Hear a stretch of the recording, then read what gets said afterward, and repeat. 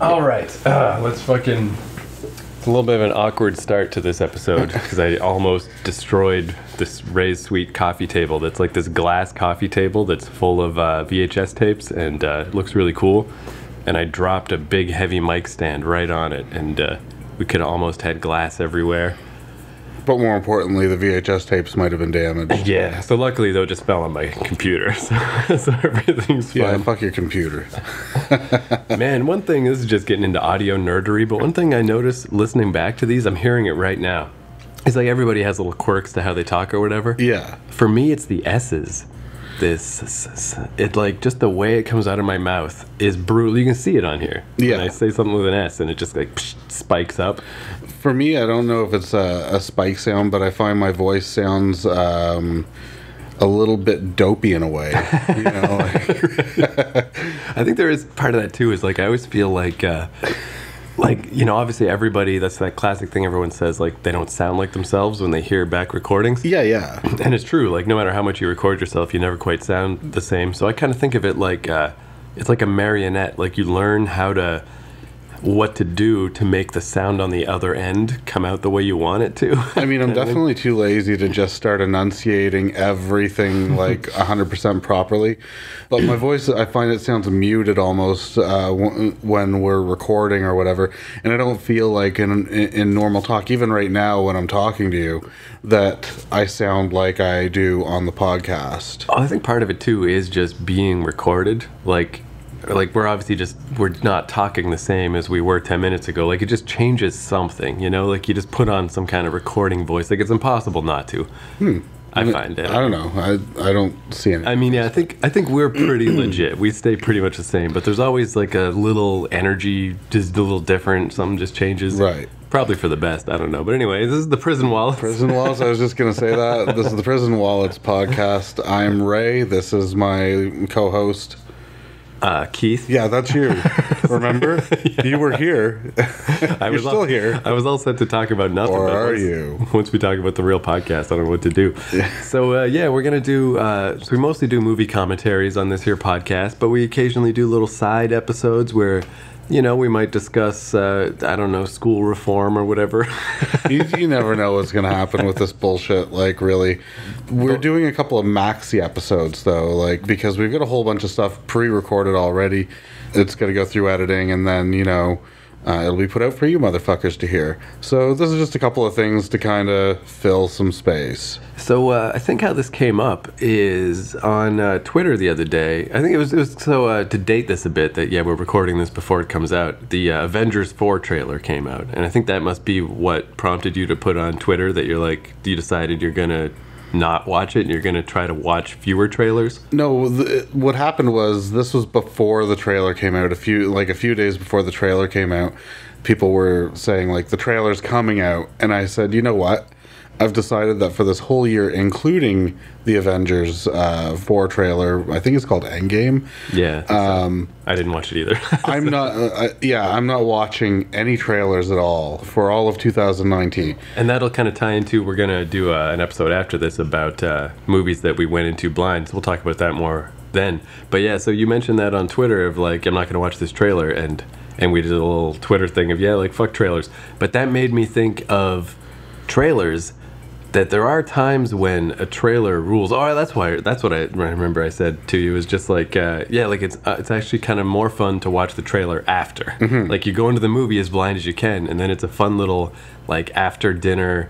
What do you call an appetizer after dinner? You don't. You call it dessert. Dessert, yeah. A nice little dessertatizer of you go home after and watch the trailer. Did you just fucking say dessertatizer? I didn't. I'm a chef. Wow. Yeah. But yeah, I mean, trailers today aren't like they were when we were young. I remember trailers before. There'd be like a small flash of something here, and other than that, it was like almost like a black screen or something like that, and it would be someone's voice. It would be very little shown of the actual movie itself, except for maybe some sort of like incidental scenes in the movie, like with no sound about it, just music or something like that. Right. And So you would essentially go into a movie fairly blind. Like, you didn't get a whole lot from a trailer other than, expect this to come out at some point. And also, I mean, it's come up a lot of times in this podcast, but that it was just a different world. Like, back then, trailers were precious. Like, you loved to see the trailers. Like, you'd never get to a movie late. You'd watch fucking Siskel and Ebert just to watch trailers or just see scenes from movies and anything to learn more. Where now, it really is the opposite. Not only is it super easy to get access to all this stuff, it's thrown at you. Yeah, like you were saying, like there was the big buzz was the trailers about to come out. Like, that's ridiculous. That's way too much. Yeah. And at the same time, trailers give away more than they ever have before. Oh man, like, it's unbelievable. I've seen trailers, and of course you don't know always the context of whatever little clips of scenes that they're showing in a trailer. But then sometimes you watch the movie after seeing a trailer and you're like, they showed the fucking ending in the trailer? The one thing, like, recently that really stood out to me as far as that goes, if you hear the samba music in the background, by the way, it's the Fight Club DVD menu music. We'll get to that. But fucking Batman versus Superman, they showed that Doomsday was in it. Yeah. Like, are you kidding? That should not be in the trailer. That's ridiculous that that's in the trailer. Like, there was like 6 other things that shouldn't have been in the trailer too, but that's like literally the end of the movie. It's like, what the fuck? I mean, I haven't watched the Avengers trailer, and again, I don't intend to until after I see the movie. But I can't imagine that this trailer is going to have any real characters in it that, quote, aren't there, or aren't supposed to be there because they died in the last one. But, as the movie comes closer, for sure they're going to show clips with, like, Spider-Man, and they're going to show clips with whoever, like, I don't want to see that shit. I mean, I know they're going to be back to life, but do I really want to see it? Yeah, it was especially... It seemed so weird too, this whole thing. I mean, I obviously like the Avengers movies, but it was a little overblown, I thought, of like, when the bad guys, or when the people started disappearing at the end of Avengers 3, I'm like, whoa, this is really cool. Till Spider-Man disappeared. And I'm like, oh, well, come on. As if Spider-Man's not coming back. Like, they're all coming back. To me, it ruined the whole... Like, if they had just killed, like, Bucky and losers like that, it'd be like, holy shit, maybe they're not coming back. The thing is, if you're huge into movies like we are, and you follow them religiously, you know whose contracts are coming up, and whose aren't coming up. That's the thing too, because that's the other thing. When Black Panther died, I'm like, oh, as if Black Panther's not coming back. That movie made $1 billion. His movie is nominated for a fucking Golden Globe for best movie, sort of thing. Right. But I mean, in the case of Spider-Man, like the guy who plays Spider-Man, Tom Holland, he's contracted for like another fucking 3 movies or something like that. So.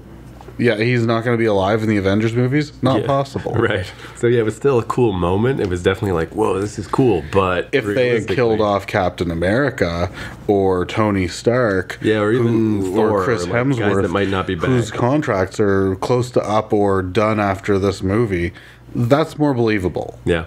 Anyway. And we just real quick while we're talking about Avengers, man... I think it's just also, it's one of those things that happens with video games too, but when things are new, people hype them up a lot, and it's just like, oh, this is the greatest thing.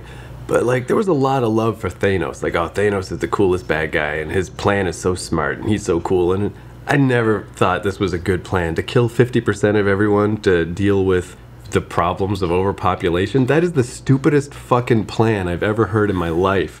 Like, I gotta disagree with you, Bob. No, in my opinion, personally, I'm not on the trailer where he's such a great bad guy. Right. I don't think, if you really think about it, that Thanos thinks of himself as doing anything wrong in the first place. I mean, most bad guys don't, I guess, but he's, in his mind, he wants to save the universe. And he's doing that by making resources available for the people that are left. And I don't know how the luck of the draw went, but man, can you imagine if it was just all the superheroes first and then, Right. But I guess that's the thing. There'd be no sequel.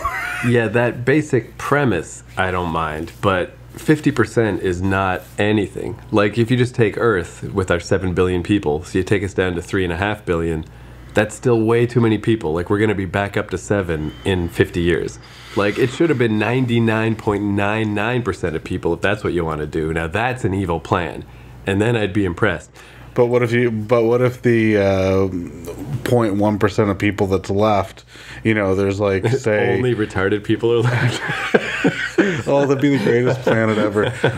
No, but what if it was like, say, 1,000 people left on the planet or something like that, and out of those 1,000 people, you had 30 serial killers. Right. Yeah, well, I mean, even that I think that would be kind of cool. Like, you have to take everybody back to hunter-gatherer days, and then you'd see which planets survived. Like, I feel like there's a lot of ways it could have been cool, and it just wasn't far enough for me. Like, I mean, it wouldn't be enough people to make a Marvel movie. Yeah. So, I mean, it sounds weird to say that, like, I think killing 50% of the population isn't enough, but I really don't think it's enough. Like, it just doesn't accomplish what he's trying to accomplish. Oh, did you just grow a little mustache under your nose? Like...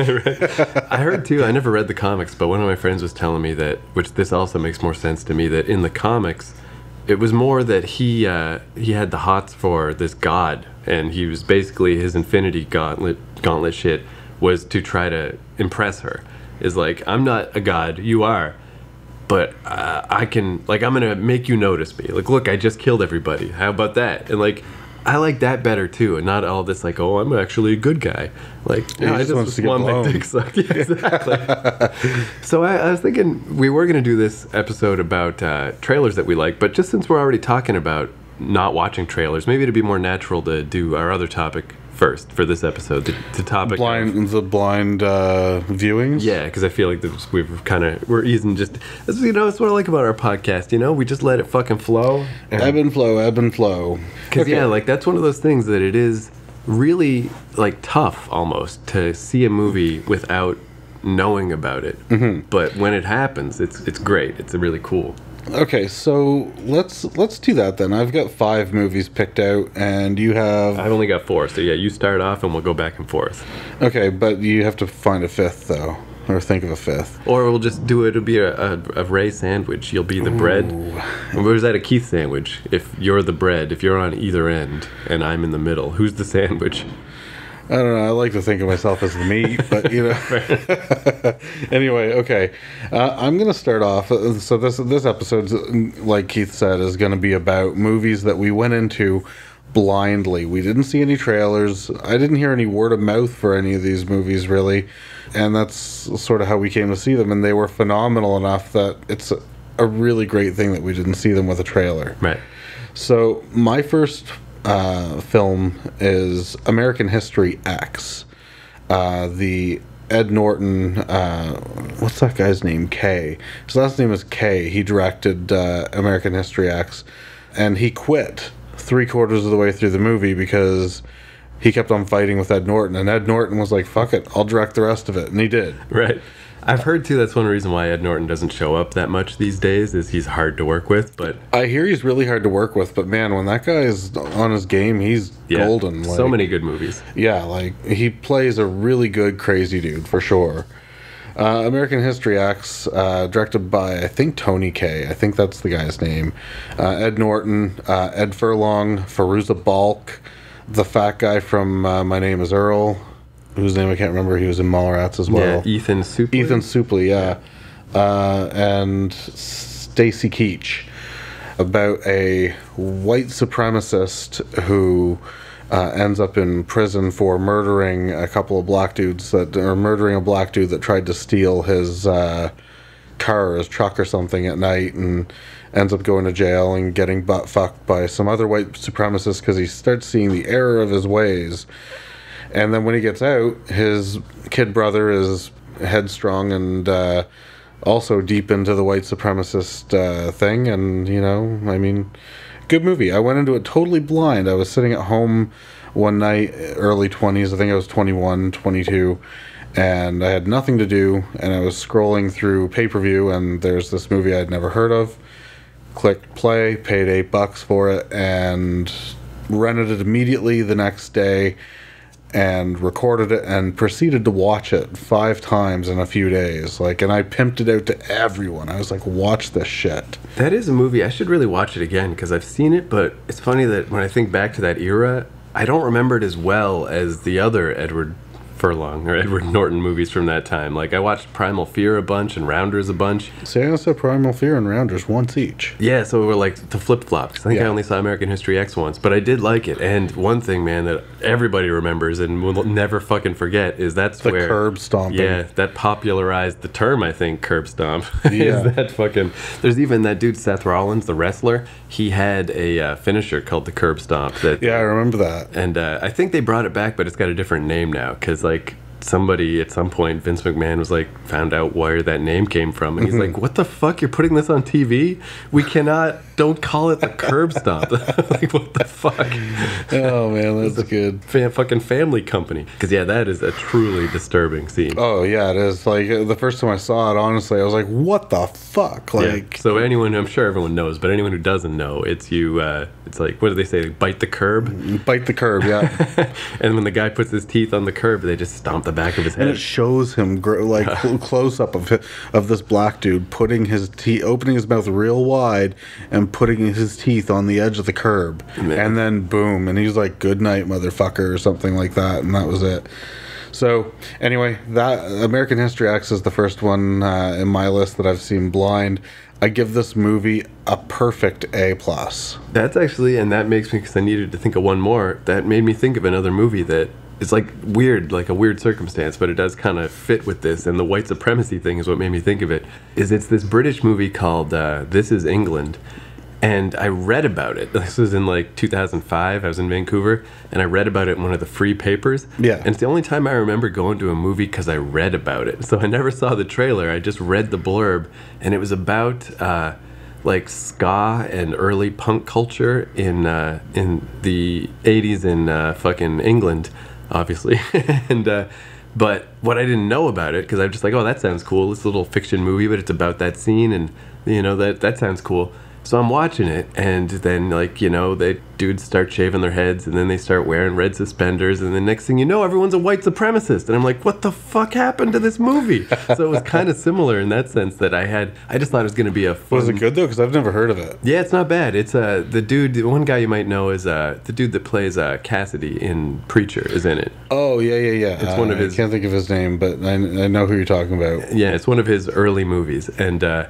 yeah, it's like just this creepy thing where, and I guess that really is like what happened to that scene in England, especially, is you're just listening to ska music and skanking, and everyone's having fun, and then next thing you know, you're fighting with the Pakistani guy just because you're an angry white dude. Oh, that's the other weird thing. In Snatch, you remember there's Jason Statham and then his buddy, who Turkish? No, Yeah. not Turkish. What's his name? I don't remember his name, but I know who you're talking about. Yeah, who's kind of like the idiot, Tommy, who, buys the wrong gun and is just always fucking up. He's the head white supremacist, and he's all skin-headed and fucking jacked up and scary as fuck, and you're like, Jesus Christ. Oh, I'm going to check this out. I'm going to check that out for sure. And then they did a TV series after called This Is England 86, but it's not as good. But the movie This Is England, also just depressing, of course. How's it going to be not be? But yeah, so you made me think of one. And Good. Wow, that was quick. What would you rate the movie? This Is England, Jesus, man. I mean, I'm gonna give it like a B+ because it's really well done, and the opening is great, where it's just like to set the scene of England in the '80s. It's this amazing montage, but I always feel a little conflicted about movies that are just there to make you feel bad about racism. You know, like I wanna have fun with this movie, but I can't. Like, I've only watched that movie twice, and it was like a 10-year break between, because it's just like I don't want to feel bad. so I'll give it a B+ because it's a super well-made movie, but I kind of didn't like being in that world. Yeah. Okay. Wow. That was a quick turnaround there. My next one is Creepshow 2. Creepshow 2 I saw, I think, for the first time when I was like 11 years old-ish, somewhere around there. And it's a famous, I believe Romero directed it, based loosely on some Stephen King stuff, because Stephen King was heavily involved with the first one. And it's the one that had like the raft and the hitchhiker and Old Chief Woodenhead. Right. Those were the three stories, and of course then there's the story that sort of bookends it, which is the little kid who's being bullied and he's got the Venus flytrap and all that stuff. I remember seeing this at a childhood friend's place, because this place, we would go there all the time, and his dad didn't give a fuck what we did, so he would go out to go hang out with the neighbor lady and get laid or whatever, and we would watch pornography or horror movies that we were, not really supposed to watch, but we watched it anyway. So I watched this movie. I love too that you're not talking about my house. Like, it could have been my house, probably. Yeah, it could have been. Yeah, I mean, either way, it could have been. I love how everyone's house in Except instead of the dad going out and getting laid and your mom just not giving a shit, your dad was watching porn. Yeah, totally. Getting high or whatever. But yeah, I mean, it was solid. I think I like the first and the second one equally. So, I mean... And The Raft, though, I mean, it's come up in this podcast. The Raft, to me, is the most iconic creep show short of all of them. It's just the one I remember the clearest. The Raft is definitely the best segment of Creep Show 2, for sure. In the first one, I would have to say that the best segment was... The Lonesome Death of Jordy Verrill, I think is what it was called. The one where Stephen King is the hick and he finds the meteorite. Man, I haven't seen Creepshow 1 in forever. I mean, I know I've seen it, but I don't remember. It's good. It holds up for sure. But yeah, so I went over to my buddy's place. We watched this movie, me, him, a couple of other kids, his sister, and we weren't supposed to. And I hadn't heard anything about it, obviously. I was 11 years old. And at that time, we were talking, much like we've spoken about before, about nothing but horror movies and stuff, shit we didn't know anything about. So getting to watch it was a lot of fun. And I would give it a B-. Yeah, so for my next one, for that era of just kind of being a kid or whatever, is... So I remember I used to just get random-ass comics, from flea markets or whatever. And it was some dumb comic I got called Captain Carrot. I just had to look it up because I forgot what it was called.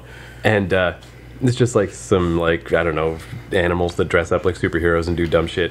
And the main dude, his name was Roger Rodney Rabbit. And then I remember my dad at one point, and I was really into this comic for 2 months. And my dad came in and he's like, hey, I got us tickets to go see Roger Rabbit. And I was like, Roger Rabbit? I didn't know what the fuck that was. I'm like, is it Roger Rodney Rabbit? Is it this Captain Carrot thing? And he's like, I don't know, kid. I don't know what his middle name is. And I got you tickets to this thing. So the only thing I thought is is it based on this comic I'm reading? Maybe. It's possible. But then we went to see it, and it's Roger Rabbit. Who Framed Roger Rabbit? Who Framed Roger Rabbit, yeah, and it's way fucking better than Captain Goddamn Carrot. And yeah, that movie, I remember, that's why I remember that I didn't know anything about it, is because I thought it might be this other thing. So you're talking about Who Framed Roger Rabbit? Yeah. Okay. So Who Framed Roger Rabbit is the movie that I'm talking about that, my dad just took us to go see, and it was way, way, better than I ever could have imagined, because the only thing I had in my mind is maybe it's this, even though I like this comic, I knew deep down it was fucking stupid, and Roger Rabbit, incredible fucking movie, they're just nothing, it's one of those movies that nowadays wouldn't, I don't even know what that would be like if they tried to do it with computers and shit, the fact that it was hand animated over top of animatronics. Yeah, that's phenomenal. It was fucking crazy. Yeah, so that one definitely, that was one of my most shocking, just going to a movie blind and just holy fuck, because there honestly has never been anything like that again. There was Cool World and shit, but Space Jam. Space Jam, yeah, I never saw Space Jam, actually. I didn't either. Yeah, I mean, it's just not into the topic of it, but honestly, I'm not a fan of Roger Rabbit. I find it boring, but it's real weird, because I do remember as a kid, I really didn't understand the plot. And then I watched it, on VHS when it came out, and I still never understood. So finally, when I got older, when I was a teenager, I'm like, all right, let's sit down and watch this fucking movie and figure out what's actually going on. And yeah, this plot that Christopher Lloyd wants to just make freeways. And that's his evil plot, is they'll be amazing. There'll be gas stations from here to wherever, and there's the freeway, and it'll get rid of the old-timey streetcars. And it's who gives a fuck? That's not even an evil plan. That's actually progress. You're just being a dick about it. Yeah. So I can definitely understand why, as a kid, I was just confused. So yeah, the overall plot, I'm with you. It's really bad and really pointless and really stupid. But yeah, just the... but the imagery was great. Everything else else was good. It was just the story stunk. Yeah, the story was real bad. But yeah, just like the the things that really stuck in my head were when Eddie Valiant's talking about how him and his brother used to go into Toontown because other people didn't want to do PI cases in Toontown because it was too fucked up. But they loved it. It's just fun. Just a fun time until fucking Judge Doom dropped a goddamn piano on his brother. And like, it's so creepy. And then at the end where he's like, do you remember this voice? When I killed your brother! It's like so scary. And then of course on the other side, the fucking, like, that's the other thing they don't do like they used to is the eye candy for daddy, man. Like, I wish I could have interviewed my dad after that movie and been like, how did you feel about Jessica Rabbit, you porn addict? I bet you loved it, right? Because as whatever I was, like 8 years old, it didn't really sink in, but I recognized that, like, that's a hot chick. I have a coworker, actually, not really a coworker. He kind of works in the office downstairs. We don't we work together, and he's higher up than me, but he's not my boss, if that makes sense. Right.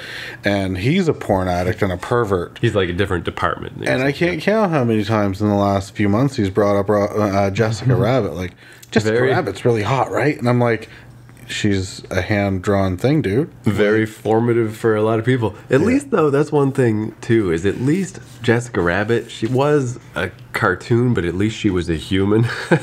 Where I really think, like, the next generation that came after us, that is all just, like, drawn Sonic fucking fan fiction and shit. Speaking of Space Jam, that fucking Lola Bunny chick from Space Jam is, like, again, just like the sexy character, except she's a fucking rabbit. You think that's not gonna mess up kids? Well, let's just jump back a step, though. You just mentioned Jessica Rabbit being a cartoon, but a hot chick human cartoon. That hot chick human cartoon fucks a rabbit. Yeah, that's true. What is wrong with her? Like, right there, red flag. Yeah. Fuck the dress, red flag. Truly weird movie, Roger Rabbit. But anyway, yeah, so there we go. That was my next one. Is good old Roger Rabbit. My next one is a movie we've already reviewed. Of course, I have nothing but good things to say about this movie. Suffice it to say, we both gave it an A+ rating. I'm talking about Reanimator. Oh, yeah. I stumbled across that only a few years ago. I remember seeing the box for it in video stores when we were kids, but was never able to rent it. Cue 20 years later, I stumbled onto it on, I believe, Netflix. You can't go wrong. I can't say anything bad about it. There's no flaws in that movie, in my opinion. It's 100% solid. Stumbled across it by accident. Have bought it twice since. And if I can find a VHS for it, I'm going to buy that in 2 seconds. Right. Yeah, where I'd say with Reanimator, for me, it's like I knew a little bit too much. I didn't really know exactly what it was about, but I kind of knew. So I really didn't feel like I was seeing it blind. I was more just shocked how good it was. Because I had sort of a sense of what it was.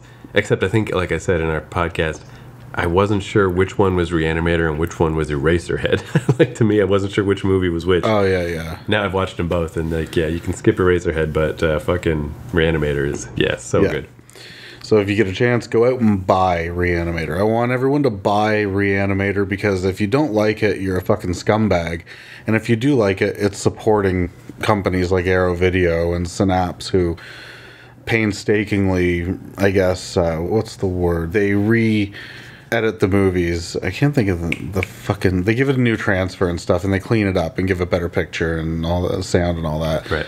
So if we want more good movies like this to be brought to Blu-ray, you have to buy these ones, and this is a great one to buy. I agree.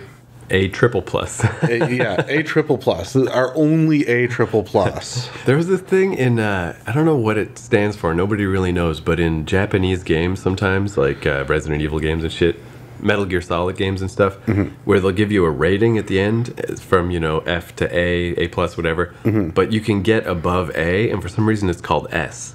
S rank is the best. So Reanimator is an S rank movie. It's just like, but no one really knows what that means. Superb, super, who knows, whatever. But maybe we should create like a new rating, like a new, like there's A, or you can go S or a 4-star or something like that. Like, I don't know. Yeah. Anyway, moving on.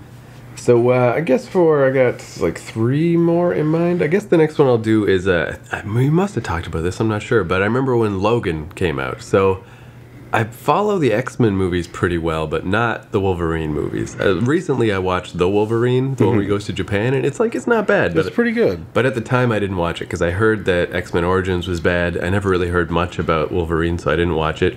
So I remember when the Logan trailers came out, it was one of those things all over Twitter. Everyone was like, whoa, really cool. And they use that Johnny Cash song, which is the fucking... I hate how everyone... No, I shouldn't hate this because, hey, Johnny Cash, rest in peace, he's a classic. But it's a fucking Nine Inch Nails song. It's not a goddamn Johnny Cash song. Yeah. But anyway, so that's all I knew, is that they used the Johnny Cash Hurt song. Everyone said it looked really good. But that's one of those times when, like, I first started changing my mind, where I'm like, you know what? I'm not going to watch this trailer. I am going to go see the movie, but I'm not going to watch the trailer. And it was bananas when I got to the movie. It was like a perfect example of how not knowing is way cooler, where I didn't know fucking anything. I didn't know that it took place in the future. I didn't know that Professor X was in it. I didn't know that it was about a little Wolverine girl. I didn't know Stephen Merchant was in it. I didn't know fucking anything. And so everything that happened, I remember when the name credits were coming up, I somehow missed that too. I didn't see Patrick Stewart's name. So like when Professor X showed up, I'm like, this rules. And when Stephen Merchant showed up, I'm like, this rules. When the little girl showed up, I'm like, is she a little Wolverine girl? I didn't know. Everyone else in the theater knew already. And on top of that, you know, when you see the movie and Professor X starts swearing, like, that's perfect. Yeah. And just that setup is still, I think, maybe the coolest, like, weirdest, bravest superhero movie setup ever. That it's the future and everyone's dead. All the X-Men are fucking dead, and Professor X is a big reason why they're all dead. And, well, I guess he didn't kill that many, but the world killed the rest. Like, it's a bad scene. He killed a lot. Yeah. And, yeah, just like that whole tone. Because it was even one of those things, too, where I guess I got that sense from hearing the chat or seeing it on social media that, oh, this is going to be the serious one or whatever. But whatever, like a serious... People's idea of what is a serious grown-up movie is not the same as mine. Right. But then I saw Logan, and I'm like, holy fuck. It really is like this... Like, it's like... I love metaphors. We'll get into that a lot when we do Ginger Snaps and stuff, like, and Lost Boys also. That... I love using movie tropes to talk about real life stuff. Where, like, if you had a movie about your dad getting dementia, that's not fun. That's not interesting. Nobody wants to watch that. That's just a depressing reminder of what reality's like. But when it happens to Professor X, you get to experience that situation of what it's like to have your dad losing his fucking mind, but in this exciting superhero movie context that is way more exaggerated and way more exciting, and just like, what a cool movie. Yeah, it was so good. I definitely give the movie an A-. It was really, really good. I think they could have done a couple of things a little bit differently, but overall, very pleasing. I was like, my main problem with Logan, I guess, is just the superhero movies. When people look back, they're going to definitely see the pattern of the third act is basically the same in almost every superhero movie. And Logan even was kind of like that, of just kind of a generic fight scene, just kind of drags a little. And yet, I didn't like the kids. Yeah, well, even that, I really feel like it would have been cooler if when the dude with one hand showed up with all the government agents to come get the kids should have just fucking just wiped the floor with them, just killed them all themselves, and like, here they are, here's the new generation of scary-ass mutant kids. But yeah, it just turned into this sort of bland fight. And honestly, the kids and the way they handled the kids is the only reason I give it an A-. Oh, and also the evil version, they always do an evil version of the villain, of the hero, like probably from before Iron Man, but Iron Man was the first real notable one of like, well, even like the Ang Lee Hulk, I guess. There's always the evil version of the hero, and yeah. Logan did that too, and it's just like... But they did it better. Yeah, they did it well, but it's still just an overdone idea. But I do think that's interesting that I think history is going to remember Logan like... You know how there's like just those few westerns people still remember? That, you know, fucking like The Searchers and stuff. Logan's going to be one of the very few superhero movies that in 50 years people remember. So, and I even think it's kind of neat that it does follow the same template as all these movies. Like, it's a good representative of a really good superhero movie. Yeah. It didn't really break the mold. It just did an awesome job of it. Yes. But yeah, I'm really glad I didn't watch that trailer. And then again, I watched the trailer later when I got home, and I'm like, yeah, cool trailer. But I'm glad I didn't watch it at first. So there we go. What do you rate the movie? Logan, hey Logan. Yeah, you said A-. I'd say A-. Yeah. Yeah, okay. Yeah, that sounds right. Okay, I've got next Night of the Creeps. Night of the Creeps is a Shane Black, Fred Dekker movie. Those two did the Monster Squad as well. Yeah, what era is this from? I definitely never saw Night of the Creeps. It's mid-'80s. Okay, so from back then? Yeah, mid-'80s. Like I'd say 85, I believe. So basically, at the beginning of the movie, it's cool because it's done in black and white, and it's set in like I think the 50s, and it's the old cars like Studebakers and crap like that. And this couple are at a lover's lane, and just got a cat in the background. Fuck off, cat. So this couple's at a lover's lane, and a cop comes and shines a flashlight on him, and it turns out that this is the girl who's in the car is this cop's ex, who was out with another guy, and he's disappointed or whatever, and he's the original cuck. That's what started the movie. Yeah. So the lovers leave, and because he's just like, oh, can I watch? They see what looks to be a shooting star or a meteor or something like that come across the sky and crash land, and they end up going to find this meteor thing. So she decides to not get out of the car, and it's parked on the side of the road somewhere. And the boyfriend gets out of the car, and he sees the meteorite, and it's cracked or whatever. And I think he touches it, if memory serves, and it kind of cracks open, and a slug thing jumps out and kills him or whatever. But in the interim, there's a fucking psycho killer who comes up behind the girlfriend who's in the car, who he had escaped from an asylum or something. He's dragging an axe, and it's really cool. And then you just see him swinging the axe at the girl, and then it cuts to 20 years later or something. And I'm not going to give away a lot about the movie, but I hadn't heard anything about the movie before seeing it. I think I remember briefly being at a friend's place, and it was on the movie network, and I was at this guy's place hanging out, and I looked at the TV long enough to see the crazy guy swinging the axe. I'm like, oh, that looks cool. But my buddy wanted to do something else, so didn't watch it. Right. And then found it years and years later and got the out-of-print Blu-ray, but now they've made, another company has put out a new version of the movie, so I have a good version, but there's a better one out. Kind of kills me a little bit deep inside. Man, that sounds cool though. I should watch that because it's good because actually it foreshadows the Monster Squad too, because Shane Black and Fred Dekker were working on it at the time, and in one of the washrooms, someone had written on the wall like Monster Squad for life or Monster Squad forever or something like that. Nice. And then the Monster Squad came out like 2 years later. Man, that's one of those things too I do love about watching stuff that's older is like stuff like that. Like it's just interesting to put it in its place in time and its place in the careers of those guys, and that's just interesting. Yeah. Like even this is going a little off topic, but I was telling you earlier I was watching that movie Alive that came out in 1993 yeah. that I'd always heard of, and they make fun of it on The Simpsons and shit, but I never watched it. So I'm like halfway through watching it, and it's really cool. And because I was reading on Wikipedia about that crash, so I'm like, cool, let's watch this movie. And then I should never look up, well, it's just because it's on the wiki page. It's like critical reception. And I always hate seeing that stuff because it colors my view of it. And all these criticisms at the time of this movie's okay, it could have been better, whatever.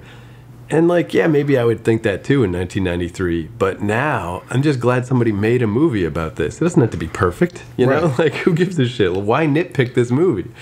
Or stuff like Ethan Hawke, he doesn't even just grow facial hair. He's got a fucking goatee through the whole thing. That's stupid. It's yeah, that is stupid, but who gives a shit? Shut up. Yeah, whatever. Who gives a fuck? That's one thing too. Yeah, just I don't know. I guess this is just getting too far off topic, but I like that we're generally positive about movies, because that's the one reason I have a hard time finding movie podcasts I really like is it's there's something to be said for being critical and dissecting something, but to just shit on stuff constantly, it's there are some movie podcasts that pick movies on purpose. They pick movies consistently, like that's kind of like their MO, so that they can shit on them the whole time. Oh, that's fucking stupid. Oh, why they do this? Oh, I don't like rapey scenes. Oh, I don't like blood scenes. Oh, I don't like this. Fuck off. If you don't like it, why are you talking about it? Yeah, and even like that tone like that you just brought up is how it is, because it's one thing to do it in a fun way, like look how fucking stupid this is, but yeah, to do it in this weirdly like that nerd superiority thing of like, oh, I bet I would do better than this. And it's like, well, then do it. Why then why haven't you? Yeah, exactly. Don't use money as an excuse because Kevin Smith did it for 22 grand. Yeah, exactly. And because I mean, yeah, if I was really to really like bear down and like what are my very favorite movies, like there's not that many. If I wanted to be critical, I can be critical, but it's just not fun. Why? And it's also like it's like putting the blinders on yourself. Like there's so much interesting stuff about movies, even movies that didn't quite work out, that you can glean from them. But if people are just like complaining the whole time, it's like, what's the point? I mean, maybe this is just us, but I feel like what we do is talk about movies that we like or movies that we find good or interesting to try and get other people to either buy them or watch them. I want people to buy the movies that we talk about because we've put time and effort into them. We've deemed them worthy of talking about, and we have. I mean, going back to Nightmare Sisters, which is one of our first episodes, like, we beat up movies before. We didn't really beat up this one. This movie was still fun. Right. I mean, it wasn't a great movie, but it was a fun movie. The only movie that we legitimately shat on, and it's your fault, was Land of the Dead. Yeah. Land of the Dead is a shitfest of a movie. I won't apologize for talking bad about it. And even that, yeah, like Land of the Dead is still one of those movies, now that it's been about a year since we watched it, that it's like conceptually there's things I like about it. Like it's an interesting scenario to think about. And when you look at it in zombie movies, it's even interesting just of like what not to do in a zombie movie. Like don't make a smart zombie. It's a fucking bad idea. Yeah. but it's still a valuable movie. Don't make a smart zombie. It's a dumb idea. Yeah. You know? Yeah. Like I think like that's, man. Yeah. Like even in that sense, that's what I love with like those Romero movies is like I like Bub in Day of the Dead, that he put on headphones and he pretended to shave. You know, he acted like a person, but there was it wasn't going anywhere. He wasn't actually smart. But then once you get Big Daddy and Land of the Dead, it's like this guy's not a zombie. He's just a dumb guy. Like, yeah, like it's like giving a handicapped guy a zombie mask to follow him. You know, like that should have been the twist ending. Is he's not a zombie? It's just, that's what the original name was. He just sits down and starts coloring. Like Land of the Dead was called Land of Retards. And it's just Dennis Hopper and his big in his like city island. He's like, no retards here. Keep them out. He's like, all we need to do is get a big catapult, fill it with crayons and coloring books, and shoot it over the gate. Yeah. They'll be happy for weeks. Man, if we had our own like Mad TV sketch show, like that could be our opening sketch, good, and we're just immediately canceled. Absolutely. 100%. They don't even finish the episode.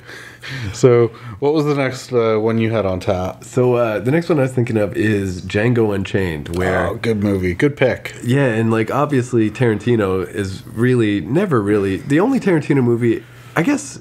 Like, I only watched Jackie Brown once. I didn't hate it. I just didn't love it.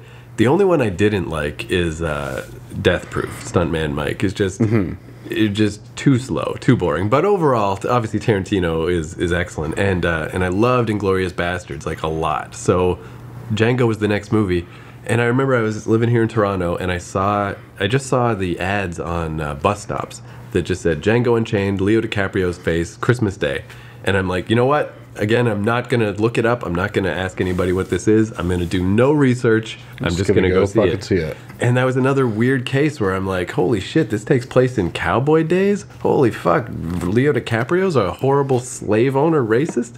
Like, I didn't know anything. It was like, this could have been Pulp Fiction 2 for all I knew. Like, I didn't know if it was going to be modern. I didn't know if it was going to be from the future. I didn't know anything. And like, again, just so cool. Like, just such a nice experience to have it like unravel in front of you and just like, this is not at all what I expected. So yeah, that was cool.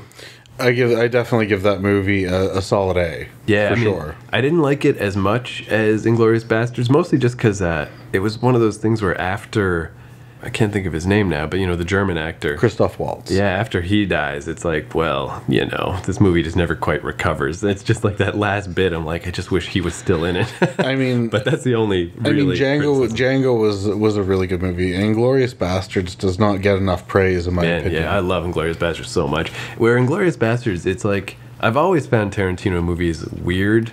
Like, some of them take a while to grow on me, even Pulp Fiction, just because they're so uneven and so unusual. And Inglourious Bastards is totally like that, where, like, some of the characters get introduced with, like, 70s font for no reason, and just weird. Just a weird movie. And then, like, the action parts, but then the really slow parts, so good. The Bear Jew, and just shooting Hitler's face off. Like, it's so good. I love, too, did you ever hear the theory? I think this is so neat, where there's that vague connection between Tarantino movies, like the what are the Red Apple cigarettes and stuff? Like just these little signs that all takes place in the same world. So that's one theory I read somewhere that is really awesome. Is that if Inglourious Bastards is the Tarantino version of World War II, like all these people, Vincent Vega grew up in a world where Hitler got his face shot off with a machine gun, and it kind of makes sense why society is so violent. Like, they just come from a more violent timeline, and they're like, that's a neat way to look at it. That's really cool. Definitely solid A for Django. My last pick is a movie you haven't seen. It's called Burying the Axe. Yeah, no, definitely have not seen it. Now, I do not remember. I know I stumbled across it on Netflix is how I first saw it. 3-4 years ago. It's got Anton Yelchin.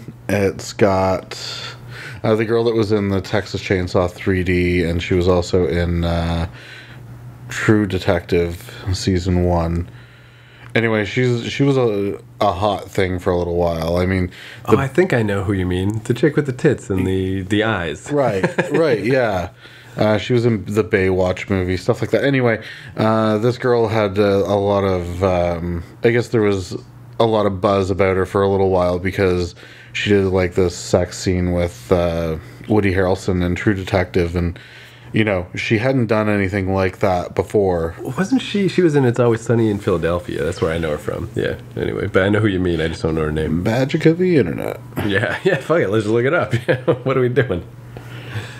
Alexandra Daddario. Right. Ashley Greene was in the movie as well. There's a couple other people of note. But anyway, so basically, Anton Yelchin is this, like, kind of nerdy dude.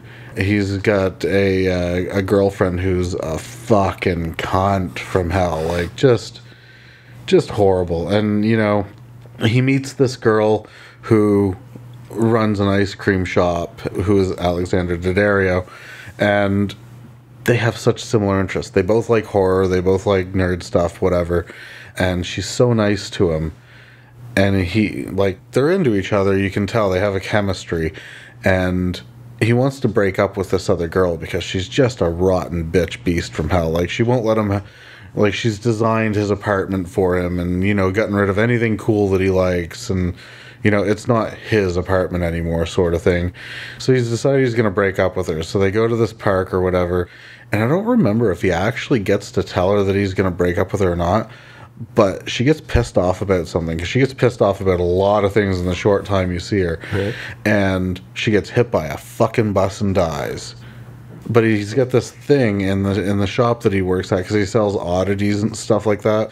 And it ends up bringing this crazy fucking hoe bag back to life and reanimating her. So she comes back and she's still a bitch, and she's, still into him, but he's like started dating this girl, the cool girl, Alexandra Daddario, and it's sort of like the I guess all of the funny stuff that happens until finally this girl is no more once more. I think she dies in the movie. I don't know. I hope she does. But anyway, it's a good movie. It was fun. I stumbled across it. I'm gonna give it a B+. It's definitely, a B+ is still a really solid rating. Yeah, that sounds all right. I think it's an indie movie anyway. But as soon as I saw a copy for sale somewhere, like I couldn't find this anywhere for the longest while, and I stumbled across it at a HMV before HMV closed down here in Canada, and I don't remember how much it cost. I think it was like fucking $25, but I was like, well worth it. It's so much fun. Nice. So you'll have to check it out. Yeah, I'll have to watch that. And I know we've talked about him before because of his grisly death, but I like that Anton Yelchin kid. Yeah, I did too. Right. He was really good. You know, he was in Green Room. Yeah, like I've never seen a bad movie that he was in, you know, which is not bad. No, yeah, exactly. Probably like Star Trek 2 is pretty shitty, but whatever. Star Trek 1 was alright. I like the Star Trek movies. I like the first two, and I think he was in the third one as well. Maybe, I never saw it. But yeah. I've got it, but I haven't watched it yet. I think I started watching the first 5 minutes and was like, CGI. That's happened to me with the second one. I got like 20 minutes in, and I'm just like, I just don't need any more of this. But yeah, again, not his fault. I'm a completist, so you know, I had to buy it. Anyway, you have one more? Yeah. So the other last one is Until I Thought of Roger Rabbit. It's a similar case, except now as an adult, like you can never be more blind than when someone takes you to a movie, because like you just know nothing. So like with Roger Rabbit, I just knew nothing. So this happened to me, you know, like 5 years ago or something. It was my old roommate Craig, was like, him and his girlfriend at the time were gonna go see this movie called It Follows. And and he just said like, yeah, I heard it's good, you want to go? That's it. That's all I knew. I didn't know the genre. I didn't know fucking anything. And just such a perfect way to see especially that movie, because it was weird. Like afterward, I would tell people like, yeah, that movie's pretty cool, you should watch it. But even that changes stuff, because I mean, it's not a perfect movie. It's a little long. It's a little slow at the end. I found it uneven. Yeah, it's a good way to put it. Like, and definitely too long. Like weird pacing. So when I would recommend it to people, I would always, you know, I'd be like, yeah, it's good, but like don't expect too much. Like I don't want to build up their expectations too much. But when I saw it, I had zero expectations. So it was like, what a just cool ride that. I didn't even know we were going to a horror movie. I didn't know anything. And in another case where I could have asked, but I didn't. I'm like, yeah, like I'm not doing anything. Let's just go see this movie. And the first like 40 minutes especially, when it's still like moving along at a good clip, and that movie has just got this weird, just the vibe of just these long, slow shots, and things just take longer than they should, which is ultimately a problem, but good at the start. And the music, the theme music, is so awesome. That first scene where this just nobody character gets killed by the thing and they find her all mangled on the beach, and I just remember having the biggest grin where I'm like, what the fuck is this movie? Like, it's just so weird that I just went to see this and I didn't know, I never even heard of it before. You know what, I haven't finished it. Yeah, well, like it's one of those things too, like I love so much the like it just doesn't end that well. Like it just kind of peters off is the problem, so you're kind of not missing much, but the whole setup is so good. Like I think we've talked before about the situation that happens in every horror movie where nobody believes you because it's too crazy. It's like, you know, how do you explain this? Especially if you're a kid in a movie, but even if you're an adult, like you're the only one that knows about this horrible situation and no one believes you because it's too crazy. I loved how they handled that in It Follows, where the dude, just for anyone who hasn't seen it, it's just this monster that just walks. It can look like anybody that you've ever met, so you never know which one it is. It just walks towards you till it touches you and you die, and that's it. But it never stops while you're sleeping. It's still walking toward you, and you never know which one it is, and it's just like, it's like a nightmare. And it gets transferred by having sex, the other classic horror movie thing. You have sex and now you're gonna die. So this dude, he has to pass on the curse, so he fucks this chick, but then he has to tie her to a chair and wait for the monster to show up. And he's like, I need you to believe that this is happening, because if it kills you, it's just going to come back after me. So he has to set up this elaborate thing of like, there's the monster, it's coming after you, here's how it works, don't get killed. And I just love that. It's like, he had to think it through, like, how am I going to not only pass this on, but make sure this chick believes that this is really happening. I do intend on giving it a rewatch, because I didn't dislike the movie. Right. And the reason I stopped watching the movie wasn't because I was bored or anything like that. It was because I had to go to work. Like, yeah, and it's just, even, well, in the theater, I definitely remember, like, by the last, like, half hour, I'm like, okay, let's wrap this up. Because it really does. But I'm definitely going to give it another shot, because, I mean, I saw some merit in it. Right. But I didn't value it as highly as, I guess I didn't give it the same sort of interest compared to the buzz that was being given to the movie. Yeah, like I think it more falls in the like worthwhile experiment, like really good experimental horror movie, not so much like all-time classic, you know, is how I would put it. And that music, like the opening theme tune, the guy's name's Disasterpiece. I think he's Canadian, but he did the music for the game Fez. He does video game music a lot. It's just this creepy like synth music, and I remember I was listening to that soundtrack walking around after I saw that movie, and you can't not look behind you. Like it's just such a scary feeling to walk around in the suburbs at night listening to that music and just imagining like that thing could be behind me right now. And they just do cool stuff. Like there's this one scene where they're at a school because they're trying to track down the dude that gave the chick the curse just to get more information or whatever. And the camera just slowly spins 360 while they're doing whatever they're doing, and it just spins around the scene a couple of times. And you start to notice after a while that there's this one lady in the distance who's just walking straight toward them the whole time, and like that's definitely it. That's the monster. And it's just it's so cool. Like the cool parts are 10 out of 10, and then the overall thing is like, you know, 7 out of 10. Based on what I saw, I would give the movie a B. Right. Yeah. Just a nice B right in the middle. That sounds good to me. It's a B movie. Yeah. But yeah, because then I looked up the movie he did before that. I don't know what he's done since, but it was just a normal teen movie, but it still had that artsy art school vibe, and it was just boring. It's like he had to combine the art school vibe with horror shit, and then it suddenly like worked, and it's like, oh, cool. I gotta throw one more movie in. One more. All right. And it's just because I just thought of it. It's like one of my all-time favorite movies. And I remember, I always talk about Log Home Video from when we were kids. Yeah. I went to Log Home Video, and I had nothing to do, and so that's why I was at the fucking video store. Just hanging out? Yeah, so I went there, and they had just gotten their new stack of movies for that week. And Kim said, "Have you seen this movie?" And it was Dazed and Confused. Nice. And I was like, no, I've never even heard of it, you know? She's like, take it home and let me know what you think. Because obviously I was well regarded there. Right. So I did. I took it home, I put it in, and man, what a fucking amazing movie. That is another movie that we would give that S rating. Right. Like, absolutely A+++. Like, the entire cast, you couldn't find a better cast. I remember, it's weird, I somehow saw Mallrats first, and then when I saw Dazed and Confused, I'm like, dude, Kevin Smith like stole this whole cast. Yeah, like, I mean, you have Marissa Ribisi, who ended up marrying Beck. She's the girl with the red hair. You had Matthew McConaughey in a role that he wasn't even supposed to have, because what happened with him was he was out drinking one night after work. He actually did work for the city, and the producer was there, you know, and he's like, they just started bullshitting, and he liked McConaughey and how he spoke so much that he's like, yeah, I got a bit part for this movie that I'm doing here. Do you want to just do it? It's like, you know, a few hours work. I was like, yeah, man, I'll do it.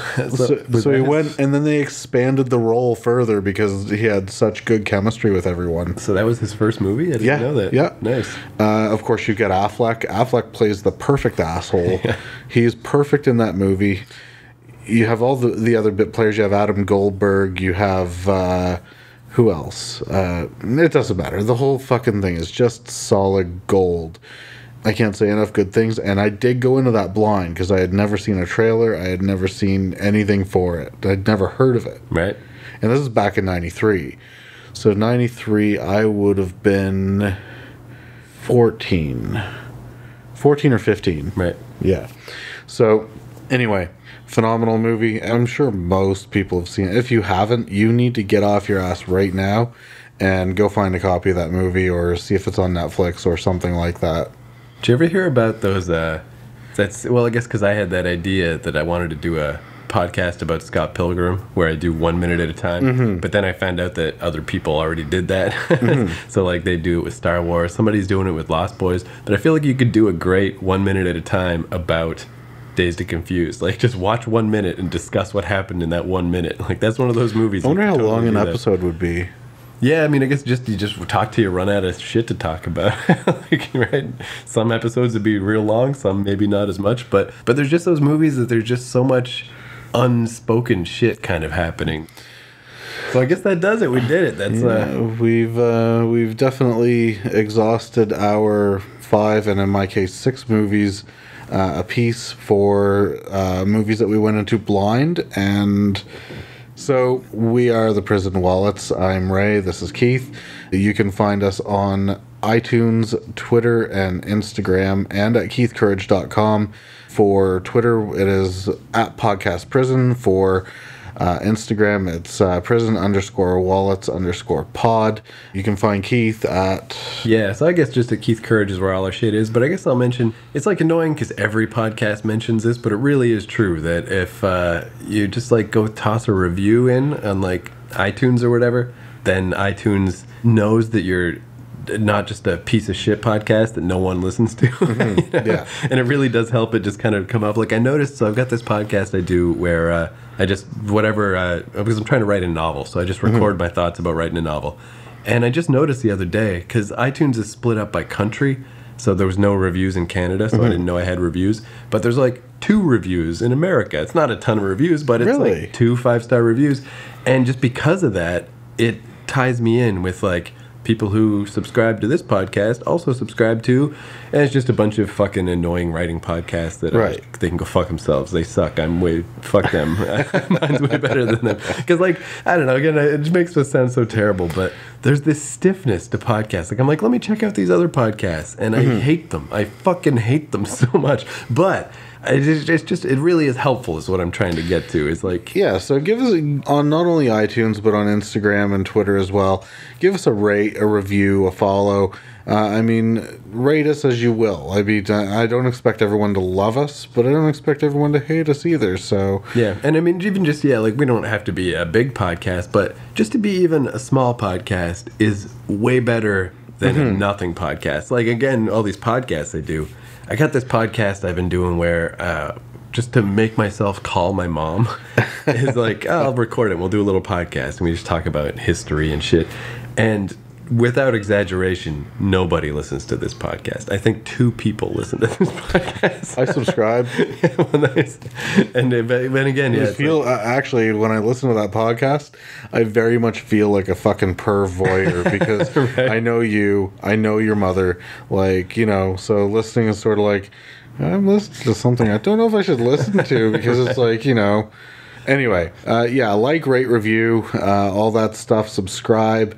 Let us know what you think because we're going to do this regardless whether you guys do this or not. But yeah, it's always nice just to have that little rocket fuel. Yeah, like, I mean, if people can search us out faster or stumble across us, then that's obviously better. And I guess we've said it before too, but yeah, like I think our main ultimate goal is that if we could ever make merchandise and not lose money on it, that's it. Then we made it. We succeeded. That would be the coolest. Also, we didn't mention YouTube. We're on YouTube as well. So if you could give us a follow there, subscribe, whatever the case is. I don't know YouTube very well. Yeah, actually, just let me just bring that up for a sec, because I just think it's interesting, is as of this recording, the most recent episode to go up on YouTube was House of a Thousand Corpses. Right. So I was watching it back just to make sure everything uploaded okay. So what I did is I just took like a Blu-ray rip of that movie, and obviously I can't just put the movie on because we would get copyright strucken. So I just, every 10 seconds, I just took a screenshot. And it's kind of a neat little way to watch it. So it was cool watching that back. First off, that movie is beautiful. Like, those stills look so beautiful. But also, it really reminded me of those movie trading cards that were a big thing in the 90s. And it made me realize, like, that must be how they made those cards back in the day, is they would just take a still from an actual film. That's how they did it. Yeah, and just use that photograph. Because I could totally envision it. Like, just the way they looked, these still shots of House of a Thousand Corpses, is exactly how, like, those old Crow trading cards and stuff looked. And I don't know, just never thought about it before. But yeah, I had the Terminator 2 ones. I had the whole set of those, you know, like. And that really, too, it's also really brought into focus how much better Blu-ray looks. Because if you take a still shot of a VHS, it's just trash. The best still of a VHS in the world looks like garbage. But yeah, just a still from a Blu-ray rip is perfect. It looks beautiful. Absolutely. It's like a little postcard. So that's that. I'm on Twitter and Instagram as well, at BoraHero77 on both. So you can find me at those places. And you can find Keith at keithcourage.com or at Keith McNally on Twitter. So yeah, like, rate, review. We can't say it enough. We appreciate it. And we will see you, or I guess we'll fucking talk to you and you'll listen whenever we drop another fucking episode. And in summary, fuck you all. You got it this time. Yeah. I could feel it on the tip of my tongue. I was going to say, go fuck yourself. And I'm like, don't say it. It's not the right one.